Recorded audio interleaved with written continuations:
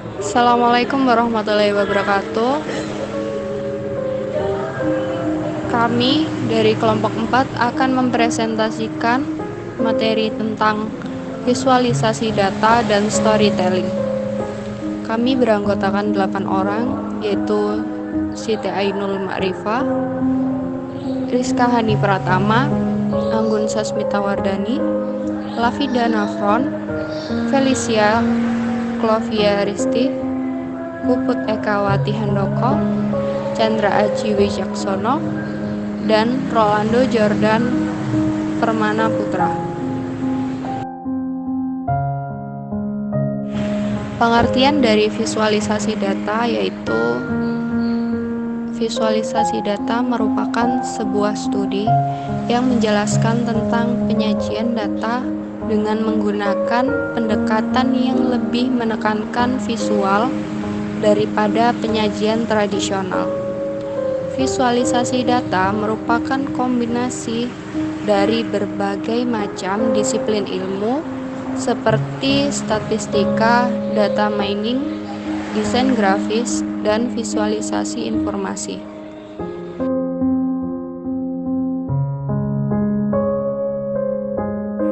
Selanjutnya ada jenis-jenis visualisasi data. Di setiap jenis-jenis visualisasi data ini ada contoh gambarnya. Yang pertama ada teks dan angka. Jadi, data ini tidak harus ditampilkan dalam bentuk grafik, namun dapat juga menggunakan teks dan angka saja. Dan yang kedua ada diagram garis. Bahkan garis paling tepat digunakan untuk menunjukkan tren waktu. Jadi ada sumbu X yang biasanya mewakili periode waktu dan sumbu Y menggambarkan nilai dan kuantitas.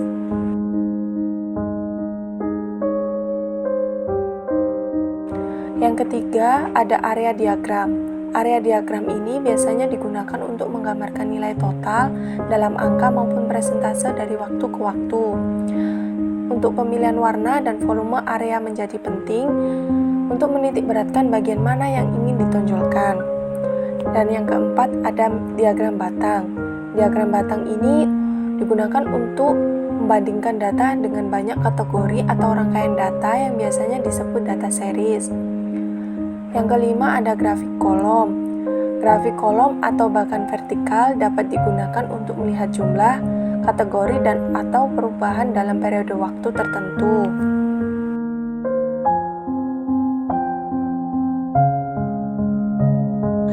Selanjutnya, pada jenis-jenis visualisasi data terdapat juga bentuk diagram histogram.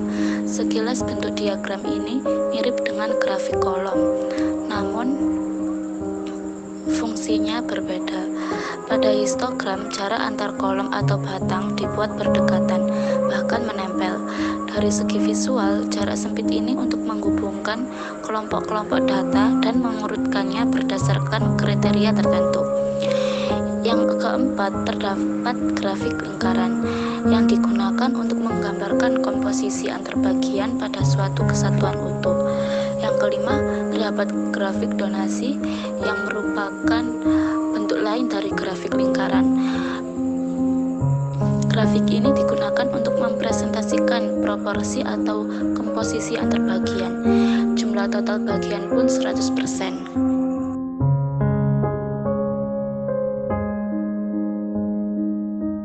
Yang kesembilan, terdapat grafik plot sebar.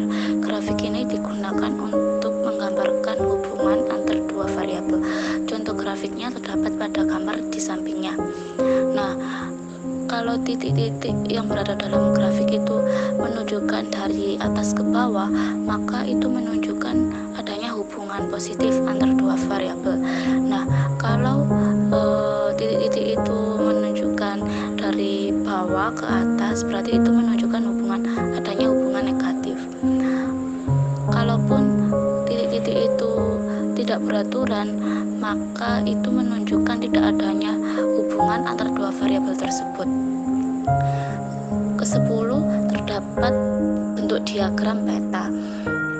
Data pada peta ini terdiri dari dua unsur, yakni data spasial dan nilai. Untuk spasial tersebut berisi koordinat, minimal terdiri dari dua koordinat dimensi, yaitu X dan Y. jelas grafik radar. Grafik ini menampilkan data multivariabel yang digambarkan dalam koordinat polar pada sumbu yang berbeda-beda dengan satuan atau unit yang sama.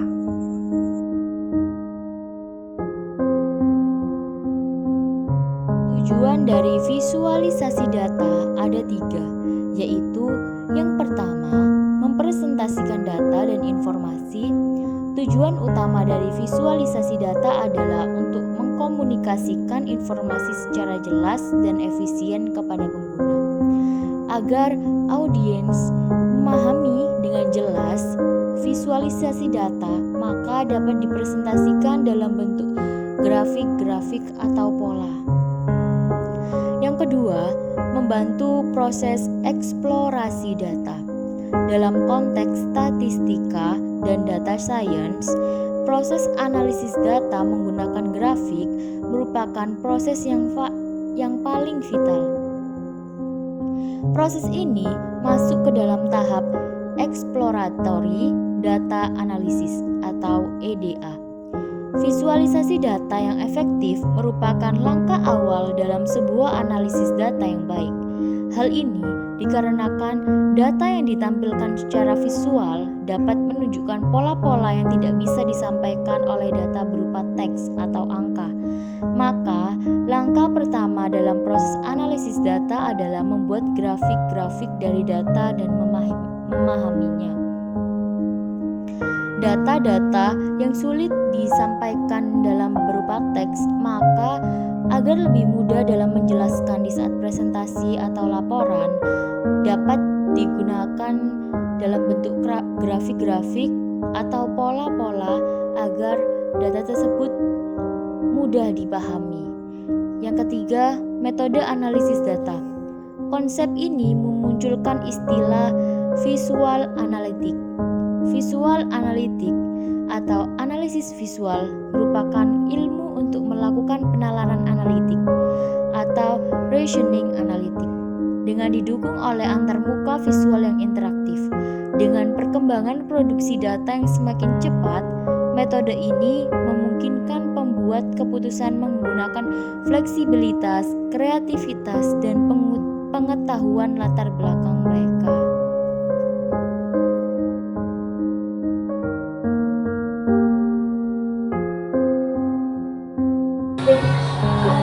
Nah, selanjutnya jenis atau metode mana yang paling efektif? Tadi kan sudah dijelaskan jenis-jenis visualisasi data itu ada apa saja. Nah, sekarang pertanyaan yang timbul adalah metode mana atau jenis visualisasi data yang mana yang paling efektif untuk mengkomunikasikan data yang ingin dipresentasikan. Nah, pertanyaan tersebut jawabannya tergantung dengan data dan keperluan yang kita miliki.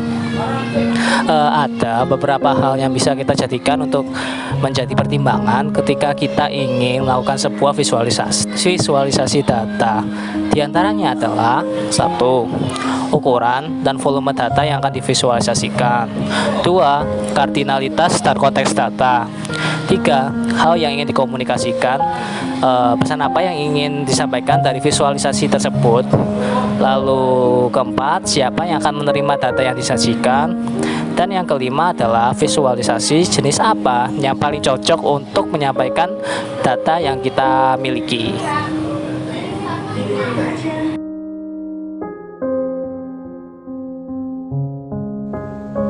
Contoh visualisasi data. Contoh visualisasi data yang umum digunakan adalah dengan menggunakan grafik dan peta. Bentuk visualisasi data yang sekarang menjadi semakin populer adalah dalam bentuk sebuah peta.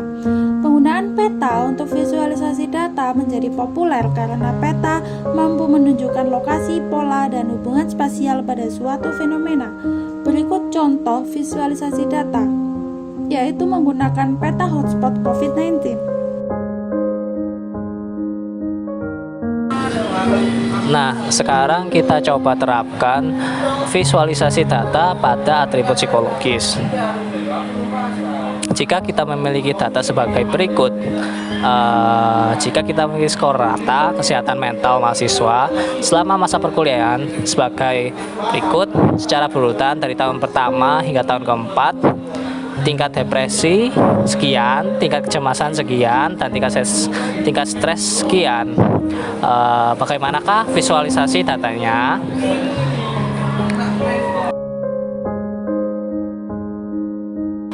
Nah, maka kira-kira visualisasinya akan seperti gambar yang ada pada slide berikut. Dapat dilihat dari tahun pertama yang berada di kolom Y, lalu tingkatan rata-ratanya dapat dilihat dari garis sumbu. Mohon maaf, tadi itu garis sumbu Y, ini dapat dilihat dari garis sumbu X. Seperti itu.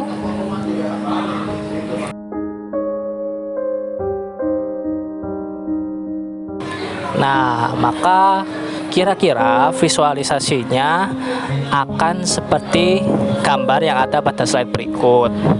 Dapat dilihat dari tahun pertama yang berada di kolom Y, lalu tingkatan rata-ratanya dapat dilihat dari garis sumbu. Mohon maaf, tadi itu garis sumbu Y, ini dapat dilihat dari garis sumbu X. Seperti itu.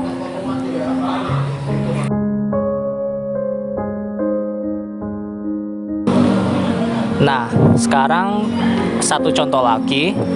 Jika kita memiliki data dalam bentuk persentase tingkatan depresi pada mahasiswa selama 4 tahun masa kuliah, dimulai dari kategori normal sebagai kategori terendah hingga ke kategori extremely severe, dengan data sebagai berikut. Tahun pertama sekian hingga tahun keempat sekian.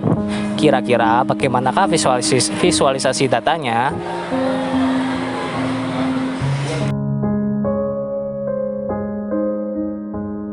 Apa itu storytelling? Berikut yang akan saya jelaskan, ada beberapa. Storytelling sendiri adalah suatu cara untuk secara jelas mengkomunikasikan suatu pesan.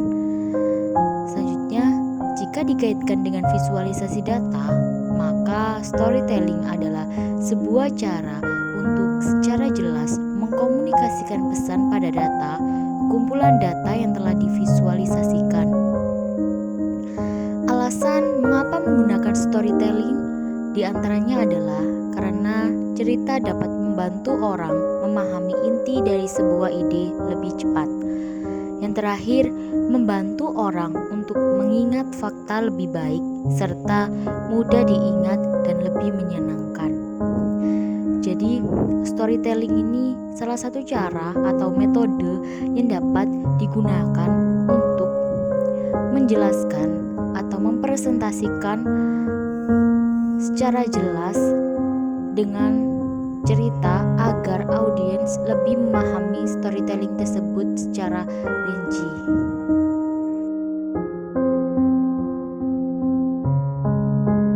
Cara untuk berstorytelling yang baik. Di sini saya akan jelaskan beberapa tahapan cara berstorytelling dengan baik. Yang pertama, berfokus pada cerita. Yang kedua, menetapkan setting atau tempat. Yang ketiga, mengetahui audiens yang dihadapi. Sebelum kita melakukan storytelling, ada baiknya kita mengetahui permasalahan audiens agar audiens dapat memahami apa yang sedang kita ceritakan. Yang keempat, menjelaskan karakter dan dampaknya. Yang kelima, menjelaskan masalah atau konflik. Dan yang terakhir adalah menawarkan opsi resolusi dari permasalahan tersebut.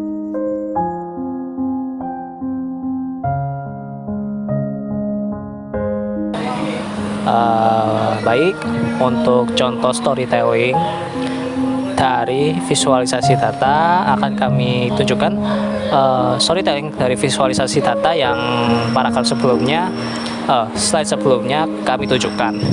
Nah, jadi contoh storytellingnya kira-kira akan seperti ini. Jika dilihat pada grafik mengenai tingkat rata kesehatan mental pada mahasiswa dari tahun pertama hingga tahun keempat masa kuliah, ditemukan bahwa untuk tingkatan kecemasan, mahasiswa baru memiliki rata 3,70 dan skornya semakin menurun seiring dengan bertambahnya tahun pendidikan. Hal ini mengindikasikan bahwa situasi dari mahasiswa semakin membaik seiring berjalannya waktu. Pada tahun kedua, mahasiswa sangat rentan dengan stres dan depresi dengan skor rata 5,8 dan 3,89 secara berurutan.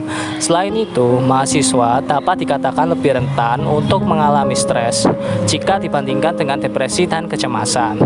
Secara keseluruhan, kondisi mental mahasiswa mengalami penurunan dari awal masuk kuliah hingga tahun kedua.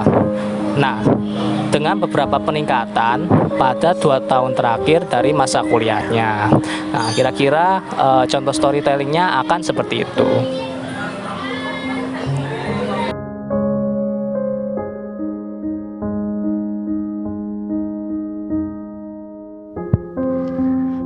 Contoh storytelling pada diagram pie pada slide sebelumnya. Dari diagram tersebut dapat ditemukan bahwa selama 4 tahun, sekitar 60% dari mahasiswa memiliki tingkat depresi yang normal, sedangkan sekitar 12 hingga 17% dari mahasiswa mengalami tingkat depresi yang moderat. Lebih banyak mahasiswa melaporkan tingkat depresi ringan pada tahun kedua, sedangkan mahasiswa lebih banyak melaporkan tingkat depresi yang moderat pada tahun seniornya. Sekitar 2 hingga 5% mengalami depresi yang parah dan kurang dari 2% menghadapi tingkat depresi yang sangat parah. Dapat disimpulkan bahwa tahun kedua adalah tahun di mana mahasiswa dalam risiko tinggi untuk mengalami depresi.